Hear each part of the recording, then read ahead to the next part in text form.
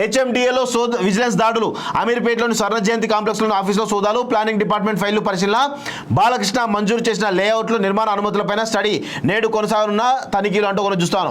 అమీర్పేటలోని Swarna Jayanti complex గల HMDA ఆఫీసులో vigilance అధికారులు బుధవారం దాడులు నిర్వహించారు. వివిధ జోన్లకు చెందిన ప్లానింగ్ డిపార్ట్మెంట్ ఫైళ్లను పరిశీలించారు. లేఅవుట్లు నిర్మాణాలకు రూల్స్ ప్రకారం అనుమతులు ఇచ్చారా, ఎక్కడైనా నిబంధనలు అతిక్రమించారా అన్న కోణంలో స్టడీ చేసినట్టు తెలిసింది. బీఆర్ఎస్ సర్కారు హయాంలో సాగిన ల్యాండ్ పార్సల్స్ విక్రయాలకు సంబంధించి పూర్తి వివరాలు ఫైళ్లను అధికారులు స్వాధీనం చేసుకున్నట్లు సమాచారం. ఇటీవల ఏసీబీ అధికారులకు పట్టుబడిన శివ బాలకృష్ణ మంజూరు చేసిన లేఅవుట్లు ఆ నిర్మాణ అనుమతుల ఫైళ్లను ఆఫీసులో స్టడీ చేసినట్టు తెలుస్తా ఉంది.